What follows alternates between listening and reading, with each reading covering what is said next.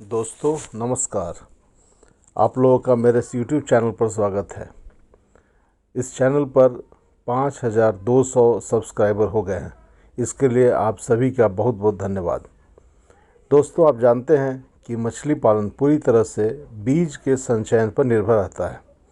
चूँकि बड़ी और बिजनेस के उद्देश्य से पाली जाने वाली बड़ी प्रजातियों की मछलियाँ तालाब में अंडा नहीं देती हैं, इसलिए हैचरियों में इनका प्रेरित प्रजनन कराकर स्पॉन प्राप्त किया जाता है। स्पॉन बहुत ही छोटे होते हैं, इसलिए उन्हें सीधे तालाब में संचयन करने से उनके मरने की संभावना बहुत अधिक रहती है।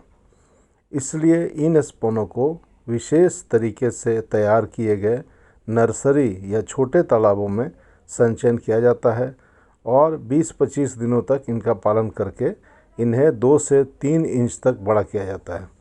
इस अवस्था में इन्हें फ्राई कहा जाता है। यदि 1 माह और पाला जाए तो ये हाथ की अंगुली के बराबर हो जाएंगी और इन्हें अंगुलिका या अंग्रेजी में फिंगरलिंग कहा जाता है। मछली पालन की दृष्टि से फ्राई या फिंगरलिंग का संचयन करना बहुत ही लाभदायक होता है। इसलिए जहाँ जहाँ मछली पालन किया जाता है वहाँ वहाँ बीज की मांग हमेशा बनी रहती है। आंध्र प्रदेश में तो बड़े आकार में 250 ग्राम की मछलियों को बीज के रूप में संचयन किया जाता है। पश्चिम बंगाल में भी लगभग 10 से 15, कहीं कहीं पर 100 ग्राम के बीज का संचयन किया जाता है। मूल उद्देश्य यह है कि जितना बड़ा बीज आप तालाब में संचय करेंगे, मोर्टेलिटी उतना ही कम होगी और मछलियों के बढ़ने की गति ज़्यादा रहेगी।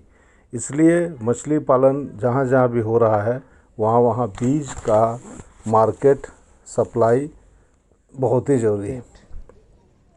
झारखंड राज्य में सभी तालाबों, जलाशयों, पेन कल्चर में के स्थलों तथा केजों में संचयन के लिए प्रचुर संख्या में मछली के विभिन्न प्रजातियों के बीज स्थानीय स्तर पर ही उपलब्ध हो जाए, इसके लिए सरकार के द्वारा इस कार्य को करने के इच्छुक किसानों को 3 दिवसीय प्रशिक्षण देने की व्यवस्था है। साथ ही उन्हें कार्य में और अधिक सहायता करने के लिए 4 प्रकार की सुविधाएं दी जाती हैं। ये हैं, पहला है 90% अनुदान पर प्रति एकड़ 20 लाख स्पॉन की सहायता। इस योजना में हैचरियों से उत्पादित स्पॉन को 90% अनुदान पर दिया जाता है। 1 एकड़ के तालाब के लिए 20 लाख स्पॉन दिया जाता है। यदि किसी किसान का तालाब 50 डिसमिल का है तो उन्हें 10 लाख स्पॉन मिलेगा। यह एक बहुत ही बड़ी सहायता है जिससे किसानों को स्पॉन खरीदने के लिए कहीं दूर जाने की आवश्यकता नहीं है। उनके जिला मुख्यालय तक स्पॉन मंगा करके उन्हें उपलब्ध करा दिया जाता है। दूसरी सहायता है मैश फॉर्मुलेटेड फीड। इस योजना में प्रत्येक प्रशिक्षित मत्स्य कृषक को, जिनको कि स्पॉन मिला है, 2000 रुपये मूल्य का अधिक प्रोटीन वाला मैश फॉर्मुलेटेड फैक्ट्री में निर्मित फीड, जो कि चूर्ण के रूप में रहता है, वह दिया जाता है, जिससे कि मछलियों को दाना देने की समस्या का उन्हें समाधान मिल जाता है। तीसरी सहायता है बीज निकालने के लिए जाल की व्यवस्था। इस योजना में प्रत्येक बीज उत्पादक को बीज निकालने के लिए एक जाल, जिसे फ्राई कैचिंग नेट कहते हैं, वह भी उपलब्ध कराया जाता है।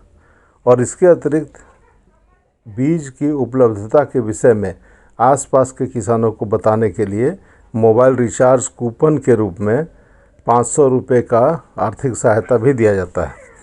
तो इस योजना का उद्देश्य यह है कि जो किसान भाई हैं हमारे पूरे राज्य के, वे अपने तालाब में तैयारी करके रखें और जब सरकार से यह योजना उनको देने की घोषणा हो तो अपने जिला मत्स्य कार्यालय को संबंधित तालाब के विषय में सूचना दे दे कि कितना बड़ा तालाब है, उस हिसाब से उनको स्पॉन दे दिया जाएगा।